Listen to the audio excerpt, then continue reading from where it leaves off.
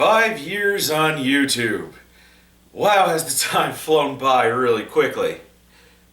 Actually, no, time's been dragging his feet, but I'm not complaining. But nonetheless, let's commemorate this tremendous event with my top 11 best games of all time at time of writing.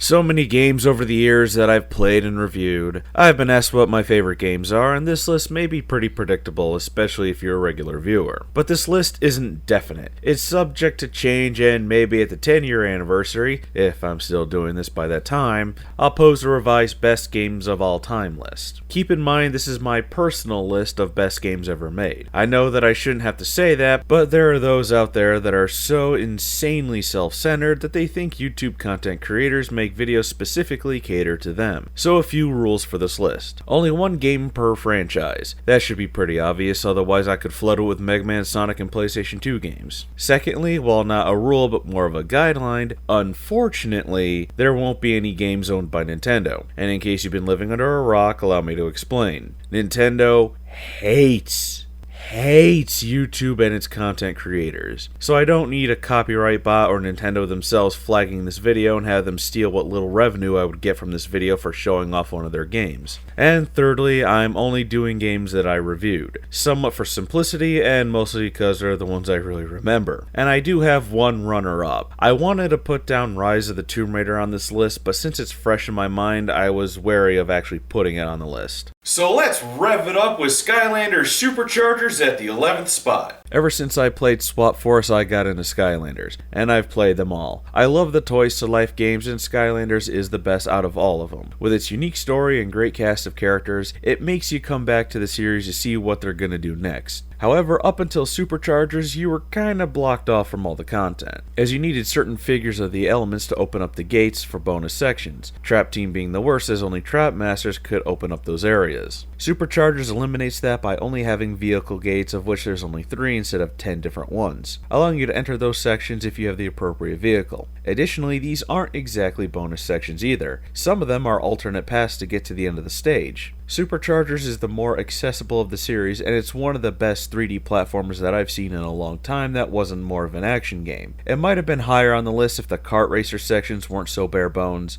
but that's more of an extra mode rather than the main purpose. On to number 10, so whip out that celestial brush and paint the sky, literally, with Okami.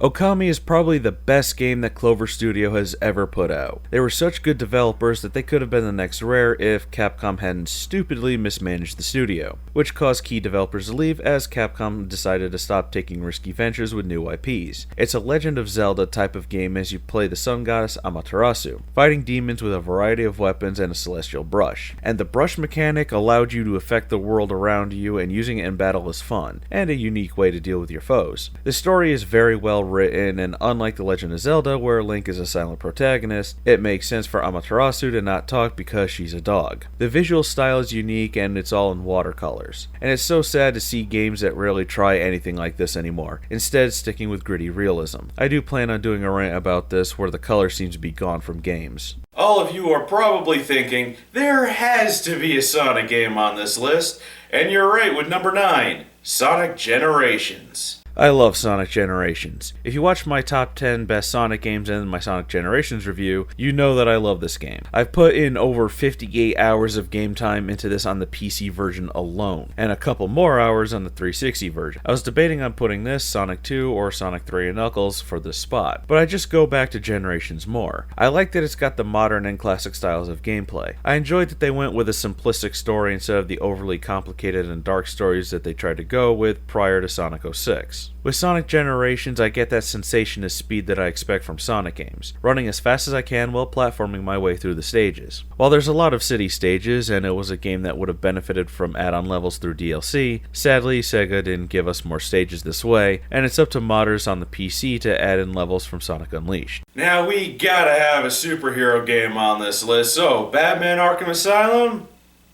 Nah, I'm gonna go with Deadpool for number 8. Don't get me wrong, I liked Batman Arkham Asylum. I think it's the best out of the entire Arkham series, but I like Deadpool for the faster gameplay and the writing. Deadpool jumps from the comics and into the game with his typical fourth wall breaking, foul-mouthed debauchery humor. I like that this is a game that knows exactly what it is. A game that's here to have some fun, being a refreshing dip in the gene pool of games that are trying too hard to be movies and take themselves seriously. The fast hack and slash elements were very smooth and the game got rather challenging towards the end. It was fun, giving you that authentic Deadpool experience. I almost put Batman Arkham Asylum in this spot, but I had to go with Deadpool because I got more entertainment out of it. It made me laugh the entire time with Deadpool's zaniness. Everything about it is just fun. I don't even know what the story is other than it's Deadpool wanting his own video game, and that's all the reason he needs to be in his own game. What best games of all time list would be complete without a first-person shooter? Luckily, BioShock Infinite has it covered with number 7. I'm not sure what drew me to BioShock Infinite. I never played System Shock. System Shock 2 has had a hard time running on my computer for some reason, and I played the first BioShock only for a little bit and never touched the sequel. I think I bought it more on a whim than anything else since I was looking forward to the Tomb Raider reboot more than this. But I was very pleased with this game. The weapons are pretty much what you'd expect from a first-person shooter, but the vigors are pretty awesome. I loved Murder of Crows, sending out a bunch to peck your enemies to death while the skyhook was really fun to zoom around on. But what really sucked me into the game was the story. Booker and Elizabeth are really well written characters. I would say that Booker is probably one of the best characters ever written. He feels like a real person, and the main enemy Comstock is one of my favorite type of bad guys. He's evil, but not in the traditional way. He's doing what he thinks is right and is devoted to his cause. The Latouche twins are also a great sense of comic relief, which is something that is rarely seen in games nowadays that tend to take themselves too seriously.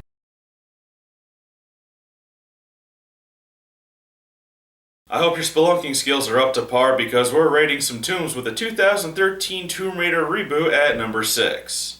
You know a game is good when you buy it 3 times. Once on the Xbox 360, a second time on the PlayStation 4, and finally on the PC. Growing up with the Tomb Raider series and it being a 3D puzzle platform game first and foremost, this jump to being an action game in the same vein as Uncharted was a jarring one, but welcome at the same time, mostly because of the bow and arrow. This was a huge deal because not many games use this as a weapon, and it was implemented so correctly as a stealth weapon, and the stealth gameplay was awesome. You could probably go through the whole game without being seen, minus certain scripted sections where you have to fight a lot of goons. The Tomb Raider reboot does a really good job at showing off Lara Croft's origins, something that we only got snippets of in Tomb Raider Legends and Underworld, and that was a soft reboot of her backstory, because it was different in the original PlayStation version. But this game allows you to actually experience Lara Croft becoming the adventurer she turns into. Are your Umbral powers charged up? Because Bayonetta 2 is going to take number 5 with a Gigaton climax. I was thinking of having both the first and second Bayonettas tie for this spot, but Bayonetta 2 wins by just a hair with the more interesting environments and more refined gameplay. When you go from Bayonetta to its sequel, you notice a discernible difference. Bayonetta 2 has buttery smooth controls that make its predecessor feel clunky in comparison, and those were pretty smooth as they were. The story is better as it takes you to some really interesting places. I love how the gates of hell look, and the inside looks even more badass.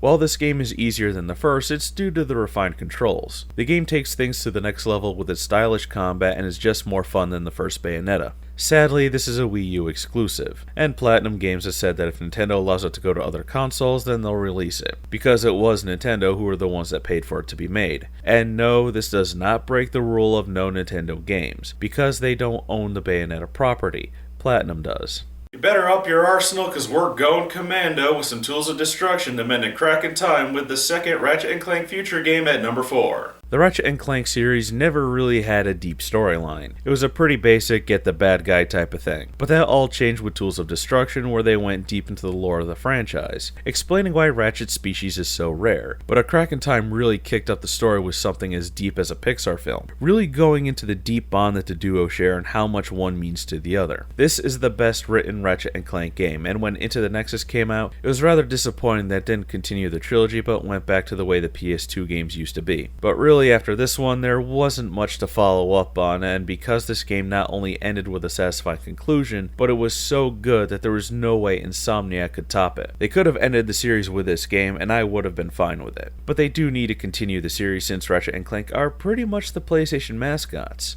They have had the most games on each PlayStation system since the PS2, and I cannot wait for that reboot next month. I hope you're ready to perform some tests for science. Portal 3 flings into third place. I love Portal. The physics-based puzzles were a good challenge with some really dark humor. Portal 2 ups that with better writing and more ways to solve the game's various puzzles as you uncover the secrets of aperture science, which has you uncovering the facility's origins. The newly added mechanics are fun to play with, like lasers, different types of gels, and anti-gravity tubes. Wheatley is such a fun character. He's an idiot and thinks that he's so smart, but he really just flies by the seat of his pants. Everything he does works on the blind luck that his ideas might actually work, as he has no idea what he's doing. GLaDOS is just as sarcastic, mean-spirited, and passive-aggressive as ever, but you uncover more information about her that makes you feel sorry for her. I'm hoping for a Portal 3, but with the modding community and the ability to build your own test chambers and download new ones from the community, there's really no need, except for maybe to hear more quips from GLaDOS.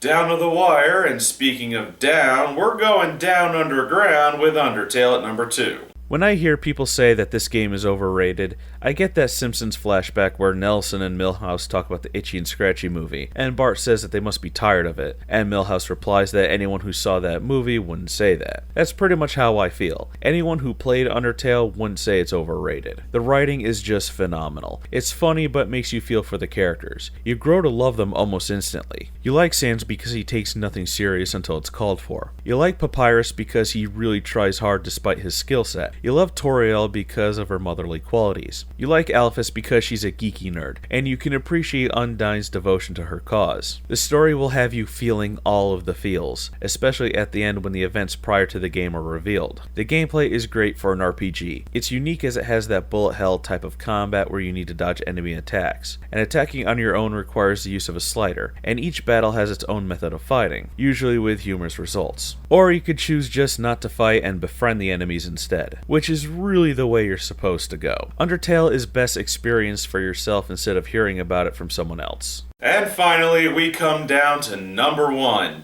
My fans have probably already guessed what took this spot: Dust in Elysian Tale. Some of you have probably been waiting for this answer for a long time. Why do I think that Dust in Elysian Tale is the best game ever made? Well, that's simple. It's because it's similar to a game that I would have made. The only difference is that it would have taken place in a futuristic city instead of feudal Korea. It would have had 2 playable characters, one being more like Mega Man that fires energy blasts as a main attack, and the other being similar in playstyle to Dust with the hacking and slashing. And of course the story would be different, but the levels would have still been that Metroidvania style of exploration and platforming. I've bought this game on every platform that I could. I have it on the Xbox 360, I bought a copy for a friend so he could play it on his 360, I got it on PlayStation 4, and I bought it on PC twice, and gave the second copy to the same friend that I got a 360 copy for. I would have bought it on iOS, but I don't have an iOS device. So yeah, I've bought this game 5 times, and I'll probably buy it again when or if it comes to Android, and I'm hoping for an eventual sequel. But I'm willing to wait since this game was made largely in part by one person. I love the hack and slash gameplay of it, the RPG elements that allow you to build Dust into the ultimate warrior, and even then the game still gets really challenging as it throws so many enemies at you the further you get into it. The boss fights actually feel like boss fights, and the story doesn't pull any punches, proving that even if you succeed in saving the day, it can be a Pyrrhic victory. And that's my top 11 best games ever made list.